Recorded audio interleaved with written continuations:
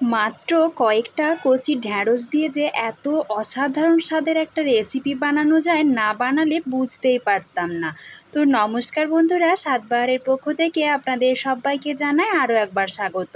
প্রতিদিনের মতো আজও একটা নতুন রেসিপি নিয়ে হাজির হয়েছি। আজ বানাবো ঢ্যাঁড়স দিয়ে অসাধারণ একটা রেসিপি।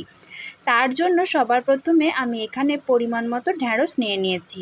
তারপর ঢ্যাঁড়সটা পরিষ্কার জলে ভালো করে ধুয়ে নিচ্ছি। ঢ্যাঁড়স দিয়ে কিছু রান্না করার আগেই চেষ্টা করবেন ঢ্যাঁড়সটা ধুয়ে নেবার, তারপর কাটার।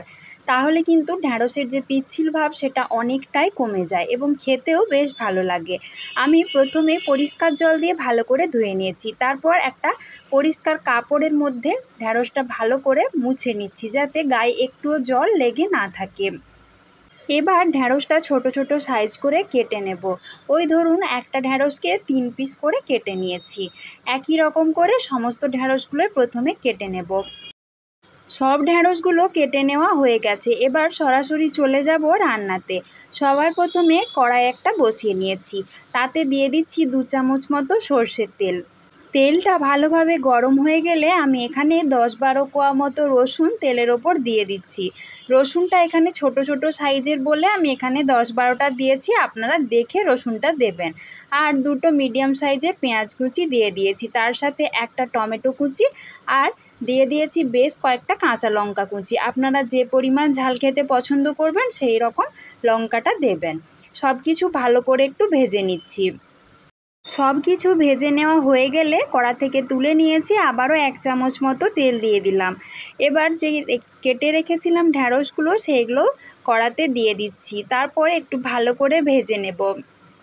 ঢ্যাঁড়সগুলো খুব বেশি তেল দিয়ে লাল লাল করে ভাজার দরকার নেই, কেননা ঢ্যাঁড়সটা 2টো স্টেপে রান্না হবে, তাই কম করে ভাজলেও হবে। এখন দিয়ে দিচ্ছি সামান্য পরিমাণে একটু লবণ, দিয়ে আবারও একটু ভালো করে নেড়েচেড়ে সব কিছু মিশিয়ে নেব।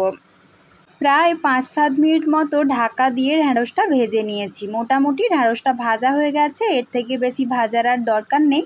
এখন কড়া থেকে একটা থালাতে আমি ঢ্যাঁড়সটা তুলে নিচ্ছি আর গ্যাসের ফ্লেমটা বন্ধ করে দিচ্ছি।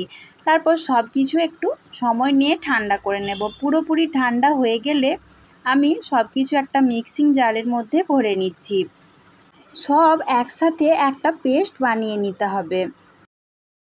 তবে লক্ষ্য রাখবেন যাতে ঢ্যাঁড়সটা, পেঁয়াজ কুচি এগুলো সব কিছু পুরোপুরি ঠান্ডা হয়ে যায়। আমি ভালো করে বেটে নিয়েছি। আবারও গ্যাসের ওপর একটা কড়াই বসিয়ে দিয়েছি আর তাতে দিয়ে দিচ্ছি 3 চামচ মতো সর্ষের তেল। এখানে তেলের পরিমাণটা একটু বেশি দিতে হবে। তেলটা ভালোভাবে গরম হয়ে গেলে দিয়ে দিচ্ছি সামান্য পরিমাণে একটু কালো জিরে আর দিয়ে দিচ্ছি একটা শুকনো লঙ্কা। ফোড়নটা ভালো করে ভাজা হয়ে গেলে আমি আগের থেকে যে ঢ্যাঁড়সটা বেটে রেখেছিলাম সেটা সাবধানে কড়ার মধ্যে ঢেলে নিচ্ছি। এতক্ষণে আশা করি আপনাদের আর বুঝতে বাকি নেই আমি আজকে কি রান্না করছি। ঠিকই ধরেছেন বন্ধুরা, আমি আজকে বানাচ্ছি ঢ্যাঁড়স ভাতে বা ভর্তা। যাই বলুন না কেন, তবে একটু অন্যরকমভাবে। এটা খেতে কিন্তু দুর্দান্ত হয়। যারা ঢ্যাঁড়স খেতে চায় না তারাও কিন্তু আঙুল চেটে খাবে, এটা আমি কথা দিয়ে বলতে পারি। এবার ওই মিশ্রণটার মধ্যে দিয়ে দিচ্ছি সামান্য পরিমাণ হলুদের গুঁড়ো, সামান্য পরিমাণ লঙ্কার গুঁড়ো আর অল্প একটু জিরের গুঁড়ো। তার সাথে দিয়ে দেবো স্বাদ মতো লবণ আর দিয়ে দিচ্ছি অল্প একটু চিনি। আপনারা যদি মিষ্টি মিষ্টি খেতে পছন্দ করেন তাহলে চিনিটা দেবেন, না হলে এটা স্কিপ করেও যেতে পারেন।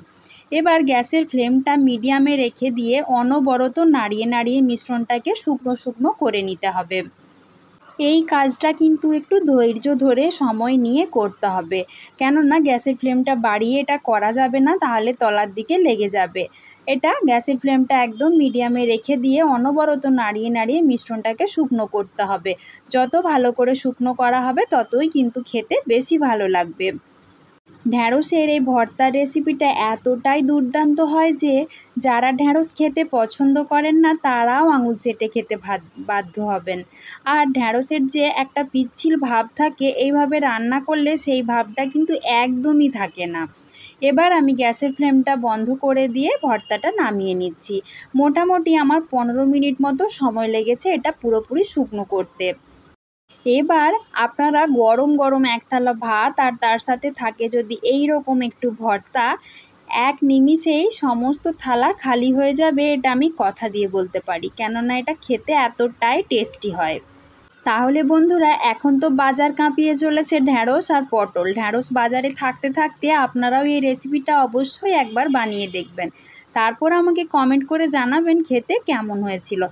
আর আমার আজকের এই রেসিপি যদি আপনাদের ভালো লাগে তাহলে অবশ্যই একটা লাইক করে দিয়ে সবার মাঝে বেশি বেশি করে শেয়ার করে দেবেন, যাতে সবাই এই সাধারণ রান্নাটা বাড়িতে বানাতে পারে। তার সাথে আমার চ্যানেলে নতুন বন্ধু হয়ে থাকলে প্লিজ চ্যানেলটাকে সাবস্ক্রাইব করে দেবেন। আজকের মতো এই পর্যন্তই, আবারও দেখা হবে। সবাই ভালো থাকবেন, সুস্থ থাকবেন, ধন্যবাদ।